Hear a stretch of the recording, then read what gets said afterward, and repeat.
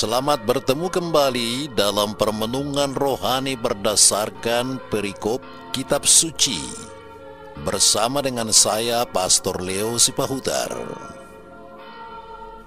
Permenungan ini diberi judul Menaruh Pengharapan kepada Kristus yang Bangkit. Selamat mengikuti. Inilah Injil Tuhan kita Yesus Kristus menurut Lukas pasal 24 ayat 35 sampai dengan 48. Lalu kedua orang itu pun menceritakan apa yang terjadi di tengah jalan dan bagaimana mereka mengenal dia pada waktu ia memecah-mecahkan roti.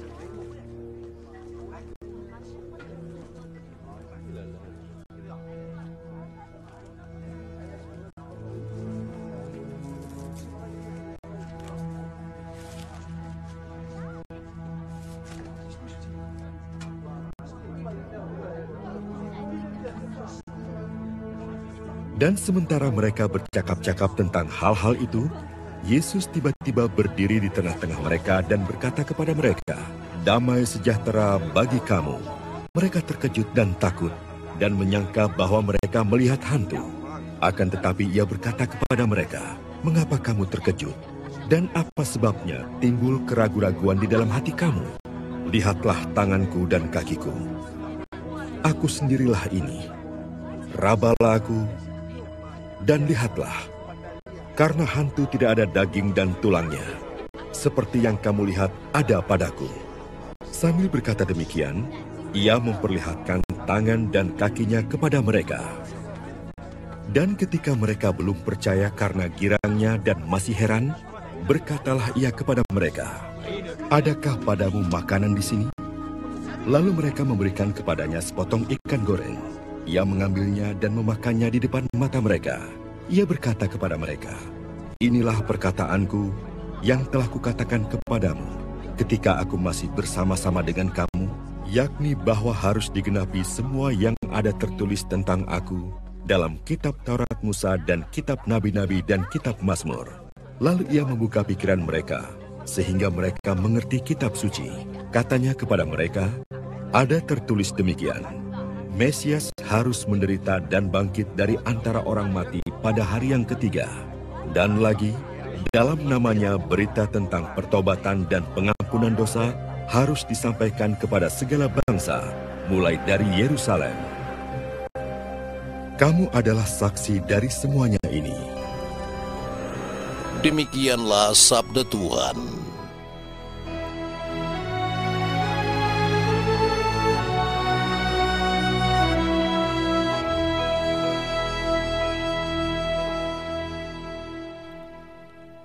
Seandainya Kristus tidak bangkit, apakah pengaruhnya tetap abadi? Ya, sejujurnya saya berpendapat bahwa seandainya Kristus tidak bangkit, pemikiran dan pandangan Kristus tetap berpengaruh dalam kehidupan umat manusia. Mengapa saya katakan demikian? Sebab suatu pengajaran yang penuh hikmat dan didasari oleh kebenaran ilahi tetap berpengaruh, walaupun Kristus harus mengalami kematian dan tidak pernah bangkit. Ya, tepatnya pengajaran, pemikiran, dan pandangan Kristus tidak akan lenyap saat dia wafat untuk selama-lamanya. Nah, saudara-saudari, jikalau memang pengajaran, pemikiran, dan pandangan Kristus tidak akan lenyap setelah dia wafat, maka muncul pertanyaan yang sangat mendasar, yaitu, apa makna kebangkitan Kristus?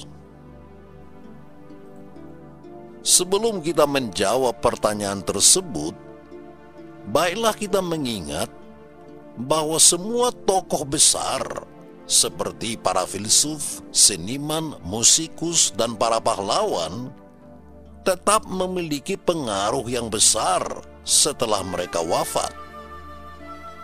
Karya-karya dan pemikiran mereka tidak lenyap. Jika demikian, saudara-saudari, apa perbedaan tokoh Kristus dengan para tokoh dunia tersebut? Bukankah karya dan pemikiran dari para tokoh dunia tersebut tidak punah ditelan oleh waktu, sama seperti karya dan pemikiran Kristus? Inti dari hukum sejarah umat manusia adalah semua karya yang otentik, yang orisinal, penuh hikmat, yang mengandung kebenaran yang tidak terbantahkan dan sangat bermanfaat untuk membangun nilai-nilai kehidupan manusia, pastilah akan tetap eksis, tidak akan pernah punah. Demikian pula halnya dengan pengajaran Kristus. Karena pengajaran Kristus senantiasa didasari oleh kasih, kebenaran, keadilan, dan damai sejahtera, maka tetap akan terus dibutuhkan oleh umat manusia sepanjang masa.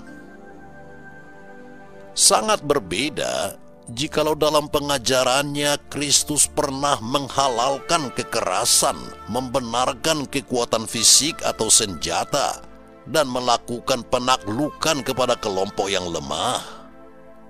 Maka pastilah Kristus akan dikenal sebagai seorang nabi dan tokoh penakluk manusia yang berhati kejam. Kehidupan dan peran Kristus hanya akan dianggap sebagai pencipta malapetaka dan kesengsaraan bagi umat manusia. Tetapi saudara-saudari, Alkitab dan dokumen-dokumen sejarah sangat jelas menyatakan bagaimana kepribadian Kristus yang luar biasa, sehingga mampu melakukan peran yang begitu berpengaruh bagi umat manusia sepanjang masa. Jadi, apakah semua peran dan karya Kristus yang luar biasa itu akan lenyap ketika dia wafat? Tentunya pengaruh Kristus tidak akan lenyap setelah kematiannya.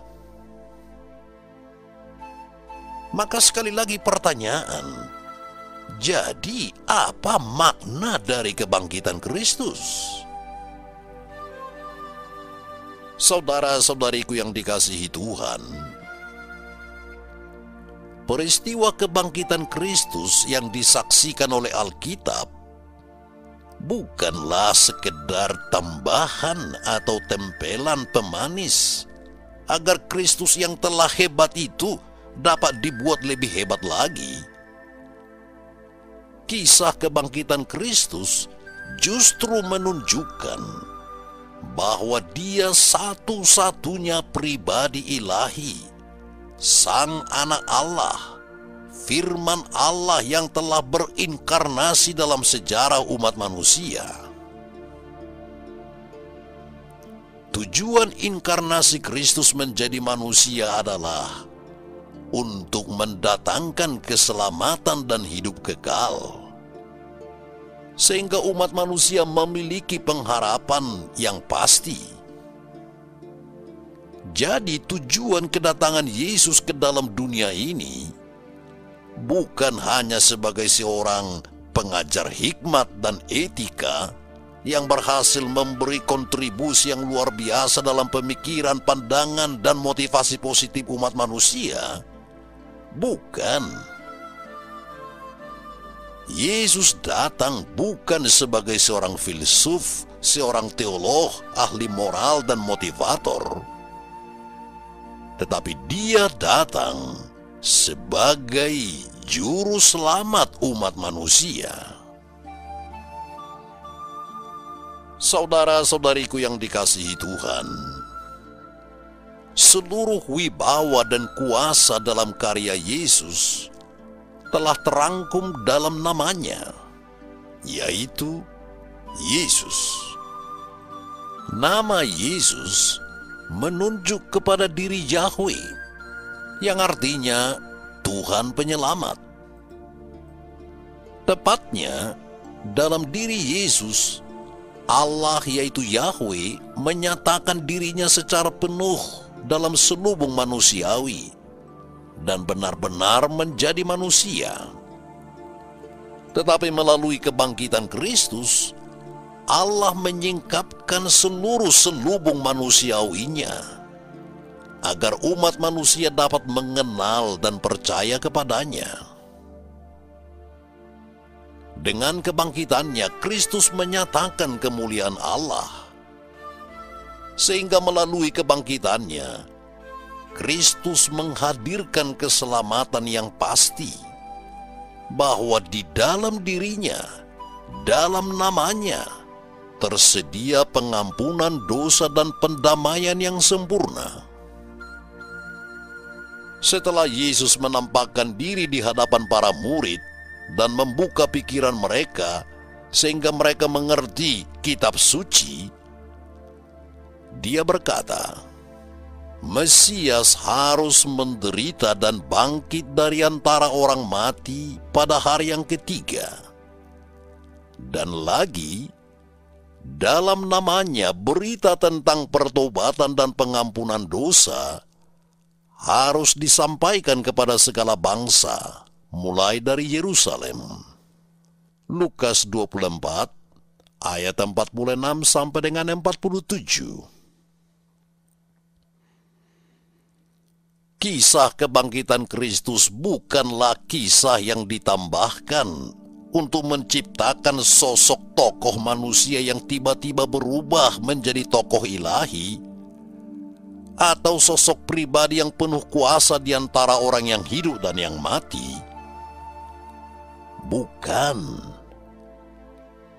Tetapi peristiwa kebangkitan Kristus merupakan bagian yang integral dengan jati dirinya sebagai seorang Mesias Allah.